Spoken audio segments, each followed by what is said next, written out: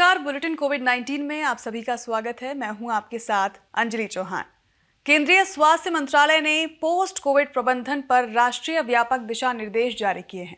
Corona virus से ठीक होने के बाद भी कई लोगों को स्वास्थ्य संबंधी दिक्कतों का सामना करना पड़ रहा है। कोरोना मरीजों में ठीक होने के कई हफ्तों या महीनों के बाद भी लक्षण बने रहते हैं, जिसे पोस्ट कोविड लक्षण कहा जाता है। इसी को लेकर केंद्रीय स्वास्थ्य एवं परिवार कल्याण मंत्रालय ने कोविड के बाद की स्थिति का यानी कि सीक्वल मॉड्यूल जारी किया है। ये मॉड्यूल कोविड के दीर्घकालीन प्रभावों से निपटने में देश भर के चिकित्सकों, नर्सों, पैरामेडिक्स और सामुदायिक स्वास्थ्य कार्यकर्ताओं की क्षमता के निर्माण में सहायता करेगा। मॉड्यूल जारी करते वक्त केंद्रीय स्वास्थ्य एवं परिवार कल्याण मंत्री मनसुख मंडाविया ने बताया कि ये मॉड्यूल कोविड संक्रमण के बाद की सभी तकलीफों को ध्यान में रखते हुए स्वास्थ्य क्षेत्र से जुड़े अलग अलग पेशेवर लोगों की मदद से तैयार किया गया है। उन्होंने कहा कि पोस्ट कोविड के रूप में हमने म्यूकोरमाइकोसिस को देखा है, जिसके लिए स्टेरॉइड्स की हाई डोज को जिम्मेदार माना जा रहा है। ऐसे में ये जरूरी है कि ऐसी दवाएं ली जाएं जिससे साइड इफेक्ट्स को कम किया जा सके। अगर हम पहले से ही इस तरह की चीजों को लेकर तैयारी रखेंगे तो भविष्य में अचानक सेहत या स्वास्थ्य व्यवस्था पर अतिरिक्त बोझ नहीं पड़ेगा। इस मौके पर केंद्रीय स्वास्थ्य एवं परिवार कल्याण राज्य मंत्री डॉक्टर भारती प्रवीण पवार ने बताया कि इस महामारी ने स्वास्थ्य और स्वास्थ्य क्षेत्र के सामने चुनौती खड़ी कर दी है। इतनी बड़ी आबादी वाले देश के लिए मानसिक स्वास्थ्य की देखभाल एक बड़ी चुनौती है और हमें इस चुनौती से निपटने के लिए अपनी क्षमता का निर्माण करने की जरूरत है। उन्होंने कहा कि अगर फ्रंटलाइन वर्कर्स को सही जानकारी और ट्रेनिंग मिले तो वो पोस्ट कोविड की इन चुनौतियों के खिलाफ इस लड़ाई में अहम योगदान दे सकते हैं। केंद्रीय औषधि अनुसंधान संस्थान यानी कि CSIR-CDRI लखनऊ ने कोरोना की स्वदेशी दवा उमिफेनोविर बनाने का दावा किया है।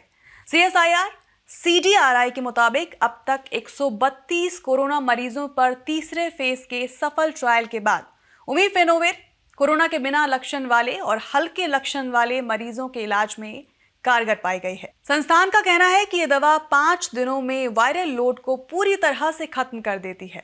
भारत के औषधि महानियंत्रक यानी कि DCGI ने पिछले साल जून में CSIR-CDRI को लक्षण विहीन हल्के और मध्यम कोविड-19 रोगियों पर तीसरे चरण के क्लिनिकल परीक्षण की अनुमति दी थी। CSIR ने 16 दवाएं सुझाई थी, जिसमें से ट्रायल के लिए उमिफेनोविर का चयन किया गया था। कोरोना मरीजों पर 3 चरण के ट्रायल के बाद उमिफेनोविर को बिना लक्षण वाले एवं माइल्ड लक्षण वाले मरीजों के इलाज में प्रभावी पाया गया है। इस तरह से कोरोना मरीजों में वायरस के असर को लगभग खत्म करने के लिए उमिफेनोविर की 800 mg की डोज 5 दिन तक दिन में 2 बार लेनी होती है। उमिफेनोविर के असर से कोरोना मरीजों में तेज रिकवरी देखी गई है। उमिफेनोविर के ट्रायल में 18 से 75 साल के मरीजों को रखा गया है। स्पुतनिक लाइट वैक्सीन के तीसरे चरण के ट्रायल की DCGI से मंजूरी मिली। Drug controller general of India यानी कि DCGI ने स्पुतनिक लाइट वैक्सीन के तीसरे चरण के ट्रायल की इजाजत दे दी है। रूस में बनी स्पुतनिक लाइट सिंगल डोज कोविड-19 वैक्सीन है, यानी कि इस वैक्सीन की एक डोज ही कोरोना वायरस के खिलाफ काफी होगी। अब तक जो वैक्सीन भारत में इस्तेमाल की जा रही है वो सभी डबल डोज वैक्सीन है। वैसे भारत में पहले से ही रूस की स्पुतनिक वी वैक्सीन का इस्तेमाल हो रहा है, लेकिन स्पुतनिक वी 2 डोज वाली वैक्सीन है, जिसे बनाने में 2 अलग अलग वेक्टर का उपयोग किया गया है। वहीं स्पुतनिक लाइट की अगर बात की जाए तो ये स्पुतनिक वी वैक्सीन का पहला घटक है। अगर स्पुतनिक लाइट वैक्सीन ट्रायल के दौरान सफल पाई जाती है तो भारत को कोरोना के खिलाफ एक बड़ा हथियार मिल जाएगा और इस सिंगल डोज वैक्सीन से टीकाकरण की रफ्तार और बढ़ाने में मदद मिलेगी। आज के इस अंक में बस इतना ही। बुलेटिन कोविड-19 के अगले अंक में एक बार फिर हम आपके सामने हाजिर होंगे। आप सभी से अनुमति लेने से पहले एक विनम्र अनुरोध। विज्ञान, प्रौद्योगिकी, आविष्कार और नवाचार जगत के विश्वसनीय कार्यक्रमों को देखने के लिए अपने मोबाइल पर इंडिया साइंस ऐप अवश्य डाउनलोड करें। और एक बात और, देश का अपना विज्ञान चैनल इंडिया साइंस टीवी अब फेसबुक, ट्विटर, यूट्यूब, लिंक्डइन और इंस्टाग्राम पर भी उपलब्ध है। हमारे कार्यक्रमों के बारे में आप अपने फीडबैक और सुझाव हमें ईमेल भी कर सकते हैं।